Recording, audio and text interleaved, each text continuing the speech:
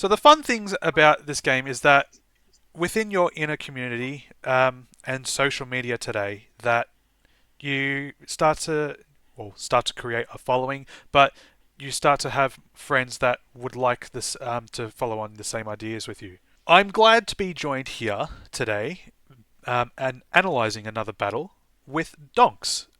Say hello, Donkz. Hello, Hello. I'm Don. So, how long have you been playing for, Donkz?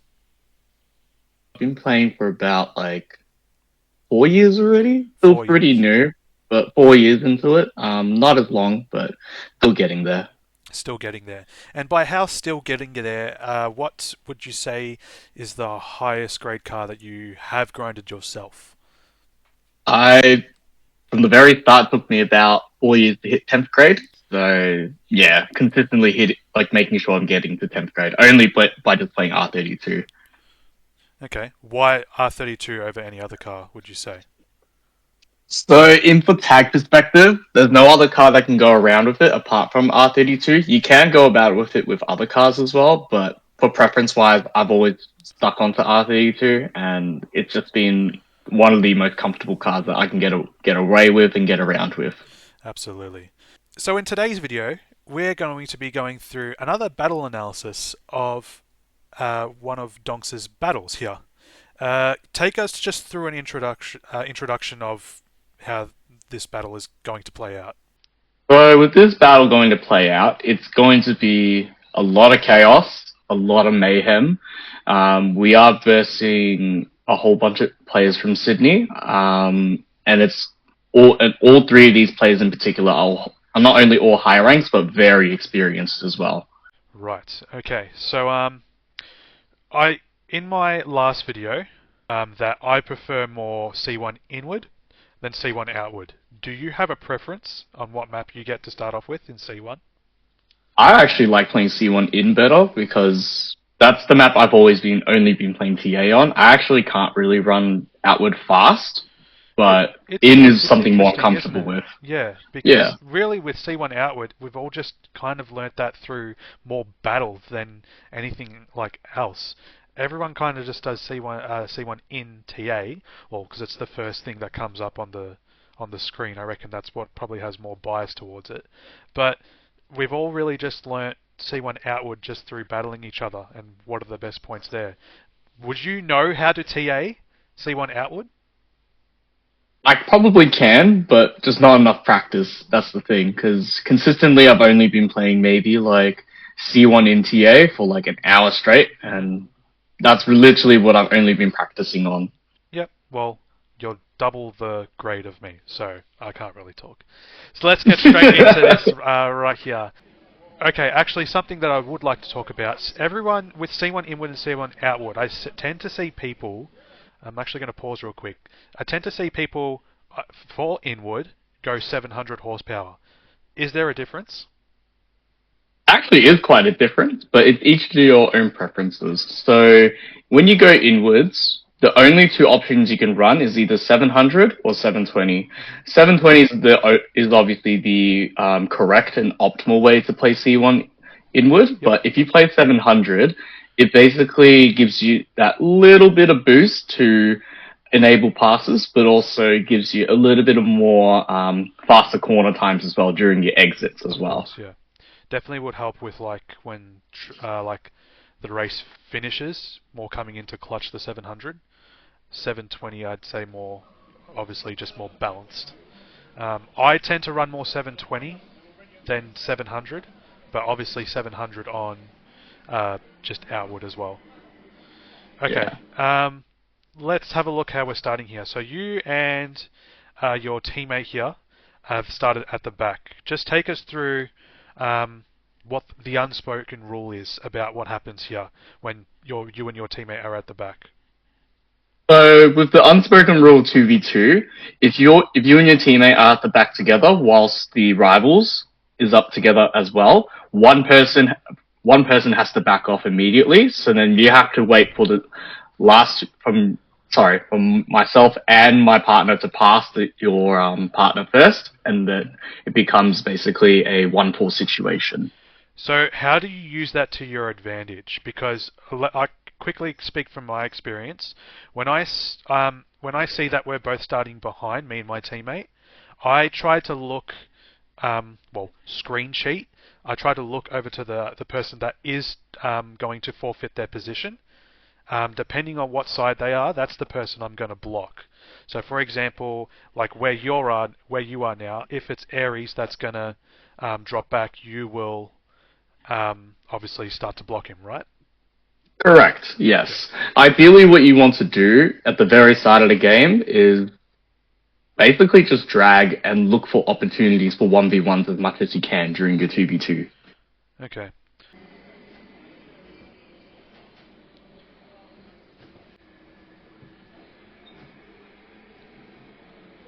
Here we go. Let's go back to that red corner. Yep. As you can see with this red corner, I try to boost my partner to pass, but that somehow became unsuccessful because of the way I positioned myself. So if you look carefully, we could have got the pass if I continue to stay behind him, not by his door. I'll just play through that one more time. Yeah, on your screen, if you look on your screen, it is a bit unlucky, but if you look on your teammate's screen, it's like you more push him into the wall, which just makes him go nowhere. That's something else I was when I was battling RD as well last weekend. He was able to position his car to make your dive hit the inside wall like pretty much every time. That was something he was really good at. So the reason why he's able to do that is actually he's finishing from the middle instead of finishing from the normal outside lining. Normally, when you do TA, you're meant to just finish on the outside, obviously, so inside to outside. But with this perspective that he knows that I'm about to try assist my partner, this is the only way to go about it. So if you can see where he finishes, it's literally right by the middle. Right there, yeah.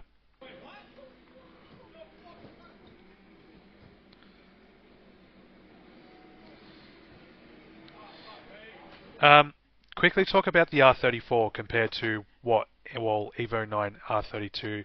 We all know Evo 9 R32 is, I would say, the meta kings of local versus battles. But what does the R34 do better, do you reckon, than these two cars?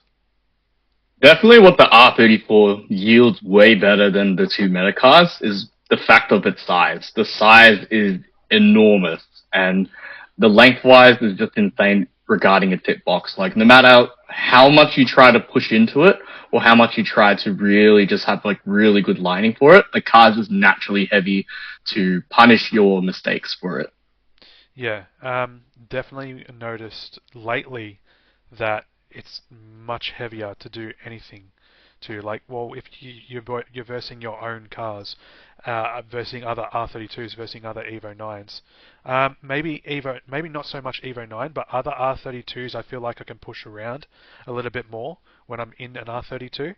But Evo 9 feels a little bit more tankier, but R34 is like the most tankiest of them all. So at this point here, we're just actually trying to catch up.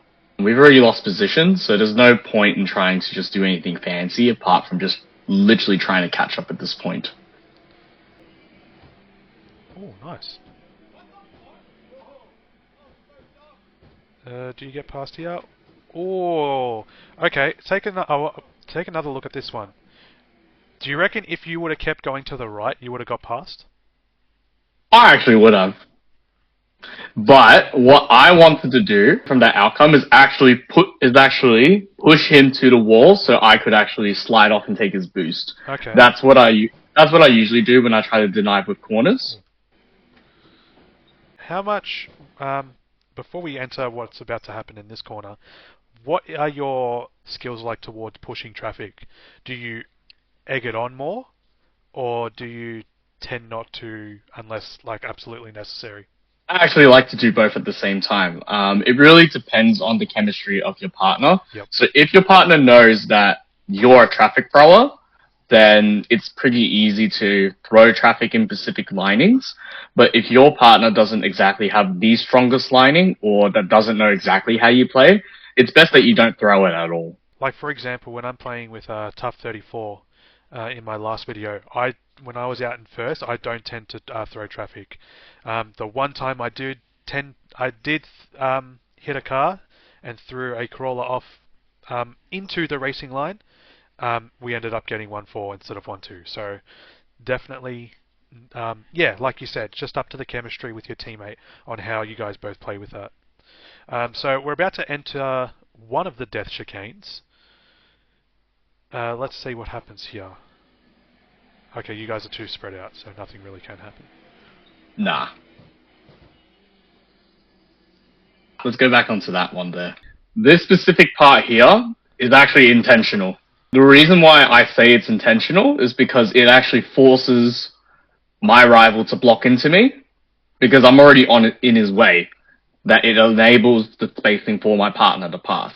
So during the straight line, it's quite crucial that you try to stay side by side and get the enemy to at least jump onto one of you, either as a full block or even as a fake as well. It doesn't necessarily matter which one it is. If it comes out of a fake, great. But if it comes out of a block, that's fine, because your partner will get first regardless. That's something I wasn't doing with my partner.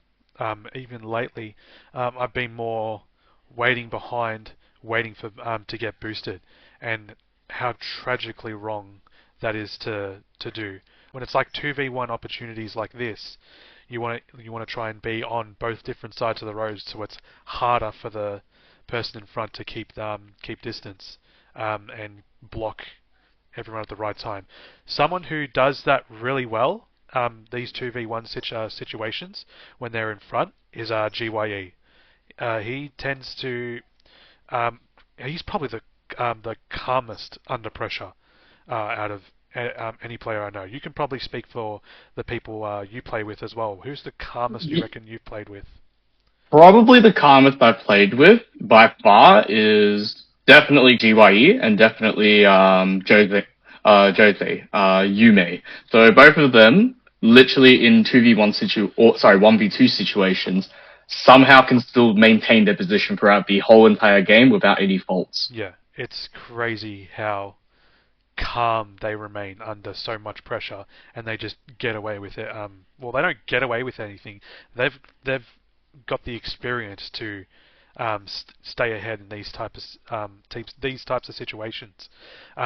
Anytime we get to Hakone and I'm versing GYE, Hakone's always meant to be a chaotic map where position's always changing. But because GYE and Josie Yumi is always so good with their lining and just their blocking, it's very hard to even get a 1-2 or a 1-3 against them, because they just know where to put their car in every position. And on the side with Josie too, he is like one of the top players for Hakone at least. So it's merely impossible to ever catch up to him, nor even run it away from him as well. Yeah. Well, yeah. I mean, it's very hard to pass top TA players if you're trying to follow lining. Absolutely. They know the ins and outs of every single corner. But let's continue here. Unlucky there with the loss of speed. Okay, this is what I was talking about in my last video as well. This fake. This tactic, why do you reckon it tends to work more than you reckon it would? Faking actually can give you so many... Faking gives you so many great opportunities to have not only a pass, but a possible full-on gap with your meters ahead from your enemy as well. It also makes them second guess, and they have to fully commit to it as well. Surprisingly enough, I've picked up this skill from you of going to one side, faking out, braking, and then ducking to the other side, hopefully not giving boost to the car in front. He overcommits, hits the wall, and then I carry on going forward. Also, I notice here, I know it might seem a bit basic for us, but you've got here. You just point to the screen. Is that a point to the screen, or is that something else? No, that is actually me indicating to my partner there's only one. So normally in situations of communication, the best way to tell someone what's going on with the map is you use your fingers. So for example there, when I put two hands up, it literally means I lost my space. There's two enemies behind me. But then when I got the path here, I converted back to one. So this allows my partner to have information knowing that he doesn't have to go too crazy, or that he knows that there's not going to be much pressure at all. When signaling one to your teammate, what is your intention of for that to happen next? So there's two outcomes to it, but obviously it depends on who am I playing with. So obviously providing information to my partner gives off the first one as they can save, or the second one that they can just line safely, and that with the one person behind them, it shouldn't be much of a problem at all, unless if they somehow get a dive or a big kill off you. Right. Okay. So we've just signaled one here. Where we are now, where do you reckon? Where do you expect your teammate to start blocking? Right after the pillars, or right after the red corner as well. It depends. But because of the situation here, that he's 15 meters behind, and I'm about, 75? I think I'm about 90 to 100 meters behind. I think they're both 100 roughly. Yeah, so I don't expect them to save me at all, because it's such a hard save to go from there, and he'll risk losing his position as well if he was even to try fight this corner, because if you look carefully right afterwards, there's the divider and then there's a kill corner too. That is a non-negotiable spot to not even think about saving at all. Okay. Alright, well, let's see what happens. You know what happens, right? Yep. So at this point here, I'm not expecting him to save me. I only expect him just to save himself by just going through the corner, and if he wants to save me after, that's the safe spot. Until... Nice. Let's take another look at that, yeah? So, this corner, there are, I'd say, 1,000 ways to enter this corner and exit this corner. What do you reckon would be an optimal range to the car in front to dive bomb? Meters wise. Optimal range actually can be about 15, at least 15 meters, or even 20. You can get away with 20 as well, actually, because depending if the player is really, really strong on the lining, then obviously they can get away with it. But if you're versing with someone that doesn't have much gear experience, nor the capacity to understand like how much speed is at loss, you can actually get away with it with a big dive, depending on how much of the inside you turn and depending how hard you brake as well. Right, okay. So I see your teammate here, I think just goes full send into the corner and just breaks at the last second. Yeah. Now looking at your screen, you take it more, you tend to go inside, you fake going to the outside, taking the racing line, and then you duck inside. Mm-hmm. Which is very nice. 5Ks to go. What's your strategy here now? So my strategy here now is actually just to maintain the position as much as I can without blocking too much, but more so holding on to it. So the way that I block is quite unusual for everyone, or even some people don't exactly understand how it works. But if you even look here, I'm not even using the brakes at all. I'm just literally using my gas. Yeah, the meter that you've actually chosen definitely shows us quickly how much off throttle you have. So at this point here, there's not much you can do from blocking apart from just making sure that you maintain your partner's lining as well. That's a good catch.